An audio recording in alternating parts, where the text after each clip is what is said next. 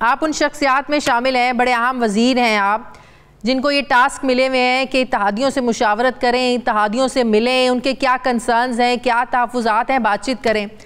आज अब जब तक मैं आपसे बात कर रही हूँ, अब तक इत्तेहादियों के साथ जो भी आपकी मुलाकातें हुई हैं, कितना कॉन्फिडेंस है आपको कि इत्तेहादी आपके साथ ही चलेंगे? क्योंकि ऑपोजिशन कह रही है कि हमने ऐसा सरप्राइज़ देना है कि ऐसे ऐसे लोगों ने अदम एतमाद पर वोट देना है कि बहुत बड़ा झटका लगना है प्राइम मिनिस्टर को।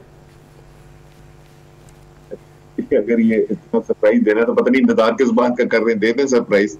सरप्राइज है कोई भी, नंबर उनसे पूरे नहीं हो रहे। जहां तक आपने इत्तेहादियों की बात की, बिल्कुल 3.5 साल बड़े अच्छे तरीके से इत्तेहाद में मिलकर तमाम पार्टीज ने काम किया है और बड़े पाकिस्तान के मुश्किल हालात के अंदर हुकूमत की है। तो वो जिस तरीके से 3.5 साल का ऑपरेशन जारी रही है, इंशाल्लाह ताला अगले 1.5 साल भी ऐसे ही जारी रहेगी। लेकिन फिर ये इत्तेहादियों का आना जाना, ऑपोजिशन से भी मिलना, वो खुलकर सामने भी नहीं आ रहे हैं। अगर ऐसी बात है फिर तो बीच में रहने की सिचुएशन होनी नहीं चाहिए थी ना। फिर तो खुलकर हुकूमती हिमायत का उन्हें ऐलान करना चाहिए था कि हम किसी अदम एतमाद की तहरीक का हिस्सा नहीं बनेंगे। वो तो वहाँ तो बार्गेनिंग चल रही है, कोई वजारत आला मान रहा है तो कोई ये कह रहा है कि हमें यकीन दहानी कराई जाए कि पीपल्स पार्टी हमारे जो डिमांड्स है वो पूरे करेगी। इत्तेहादी तो बार्गेनिंग में लगे हुए हैं। अच्छा, ये जो खबरें, कई खबरें जो हैं, आई एम श्योर कि हमारे इत्तेहादियों को भी टेलीविजन के जरिए पता चलती होंगी कि वो ये कर रहे हैं। मैं देखता हूँ क्योंकि मैं तो बिल्कुल इसके दरमियान में ना, सारी सूरत हाल के एन बीच में वस्त में पाया जाता हूँ मैं। तो मुझे भी सारा वक्त टीवी पे और सोशल मीडिया पे खबरें मिल रही होती है जो मेरे लिए खबर होती है। देखें, अभी तक कोई ऐसा स्टेटमेंट नहीं आया है, कोई इनफरादी तौर पर किसी ने कहा हो तो कहा हो। जो स्टेटमेंट्स आए हैं, अगर आप बात करें तो क्लियर स्टेटमेंट्स आए हैं पीर पगाड़ा की तरफ से, क्लियर स्टेटमेंट आया चौधरी परवेज इलाही की तरफ से, और किसी ने भी क्लियर स्टेटमेंट अगेंस्ट नहीं दिया है। वो पॉलिटिकल पार्टीज हैं, वो स्टेटमेंट मीडिया पर किसी ने हिमायत में भी नहीं दिया। असद उमर साहब, किसी एक स्टेटमेंट का मुझे बता दें जिसमें परवेज इलाही साहब ने सहाफियों के सामने मीडिया पर आकर ये कहा हो कि हम ऐलान करते हैं कि हम हुकूमत के साथ हैं, हम किसी ऑपोजिशन के अदम एतमाद की तहरीक का हिस्सा नहीं बनेंगे। चौधरी परवेज इलाही की 2 टोक स्टेटमेंट आ चुकी है, छप चुकी है, टीवी पे चल चुकी है। उसके 2 दिन के बाद मोनिस इलाही की हमारे साथ मीटिंग हुई, प्राइम मिनिस्टर के साथ और मेरे साथ मीटिंग हुई। उसके बाद का उनका ट्वीट उठा के देख लीजिए, तो वो तो 1 से ज्यादा दफा हो चुका है। अच्छा। उनका काम ये नहीं है कि रोज टीवी वाले उनके पास पहुंच जाए और रोज कह के आप नया बयान दें, तो वो टीवी के बयान देने की उनको जरूरत नहीं है। हम मुतमईन है, वो मुतमईन है। अगर ऐसा होता ना असद उमर साहब, तो शेख रशीद साहब ये ना कहते कि 6-6, 7-7 सीटों वाले वजारत आला के लिए ब्लैकमेल कर रहे हैं। तो आपको पता है मोनिस इलाही ने भी कल इसकी बड़ी वजाहत की थी। शेख रशीद साहब जो हैं वो इन मुज़ाकरात के अंदर शामिल नहीं है। वो टीवी पे खबरें देख रहे हैं, वो सहाफियों की और ऑपोजिशन की बातें सुन रहे हैं। उसकी वजह से वो उनका एक व्यू फॉर्म हुआ होगा। जो मैं आपको जिसके साथ बराह रास्त मुज़ाकरात हो रहे हैं, उसके पास शायद जरा सी ज्यादा इंफॉर्मेशन हो। तो मैं आपको बता रहा हूँ, हम मुतमईन है, हमारे इत्तेहादी मुतमईन है, बाकी कोई किसी को इत्मीनान हो या ना हो उससे कोई फर्क नहीं पड़ता। लेकिन यही तो बात है ना, जो इत्तेहादी हैं वो आपको भी राम कर रहे हैं, आपको भी खुश करने में लगे हुए हैं, ऑपोजिशन को भी खुश करने में लगे हुए हैं। अगर आपके साथ उनके मुज़ाकरात चल रहे हैं तो ऑपोजिशन के साथ भी उनके मुज़ाकरात चल रहे हैं सर।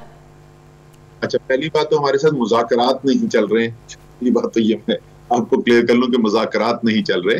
हाँ, बातचीत हो रही है, स्ट्रेटजी बन रही है। हाँ, तो ऐसा नहीं हो रहा कि बार्गेनिंग वहां पर चल रही है। दूसरी चीज ये है कि वो अपनी सियासी शनाख्त रखते हैं, हमारे इत्तेहाद का हिस्सा जरूर हैं लेकिन अपनी सियासी शनाख्त रखते हैं। और सियासी पार्टियां उमूमन अपने दरवाजे खुले रखते हैं। अगर कोई बात उनसे करना चाहता है, वो सुन रहे हैं, तो मेरे ख्याल में तो इसमें कोई हर्ज नहीं है।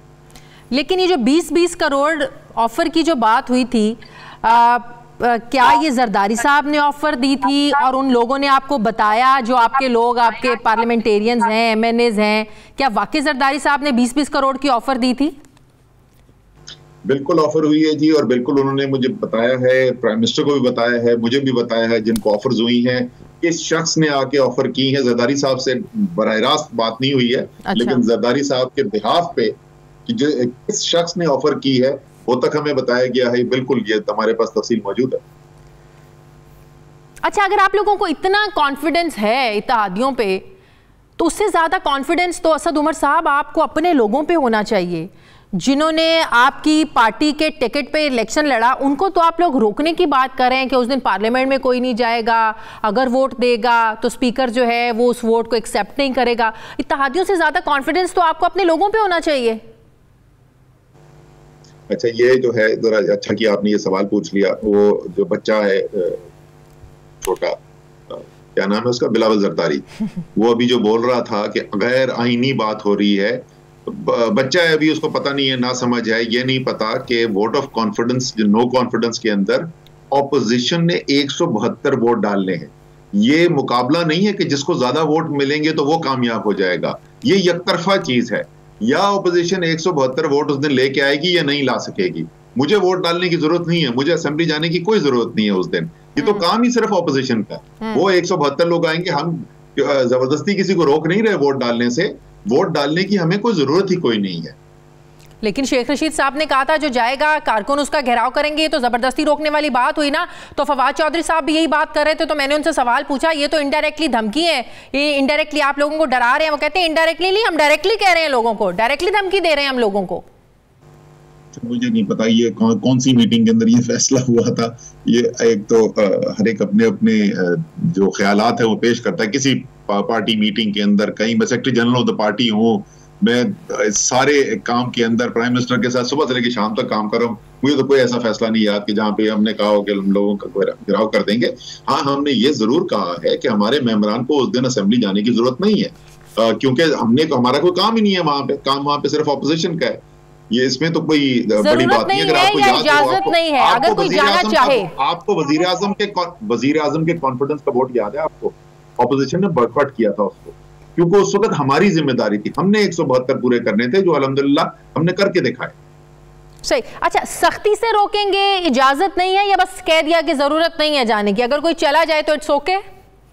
नहीं, हम बंदूक, कोई किसी के ऊपर सर पे बंदूक रख के उसको गोली से नहीं उड़ा देंगे अगर वो जाएगा। अच्छा। लेकिन पार्टी का फैसला ये है, पार्टी का फैसला बिल्कुल दो टोक ये है कि उस दिन हमारे मेंबरान, सिवाय चंद मेंबरान के जो डेजिग्नेट किए जाएंगे, वो सिर्फ चंद मेंबरान जाएंगे हॉल के अंदर, ताकि प्रोसीडिंग के बाद हमारी रिप्रेजेंटेशन मौजूद हो अगर कोई ऐसी चीज हो रही है। अदरवाइज आयात ये होंगी कि हमारे पार्टनर्स ने, हमारे एमएनएज ने इजलास को अटेंड नहीं कर। ठीक हो गया। अच्छा, अब 2 सेकंड के लिए तादियों को भी ज़रा एक साइड पर रख देते हैं। बड़ा कॉन्फिडेंस है आप लोगों को, फिर आप लोगों के जो अपने लोग हैं उनके भी क्या कंसर्न्स हैं, इस पर भी मैं सवाल करती हूँ।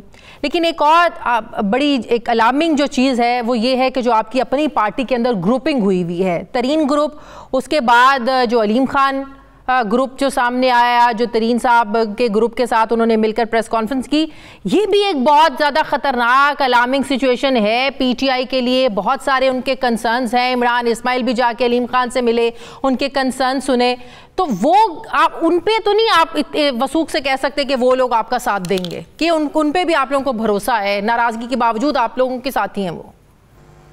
आपने कोई स्टेटमेंट सुना है अलीम खान से या जहांगीर तरीन से या उनके ग्रुप के किसी शख्स से कि उन्होंने तहरीक इंसाफ के खिलाफ बात की हो या इमरान खान के खिलाफ बात की हो? कोई एक दफा भी आपने सुना है?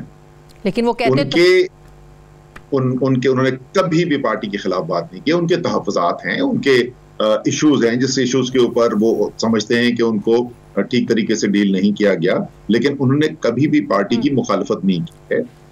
ये मैं बात कई दफा पहले भी बोल चुका हूँ। जहां तक पार्टी के अंदर ग्रुप्स की बात है, मुझे बताएं कौन सी पार्टी है जिसके अंदर ग्रुप्स नहीं है?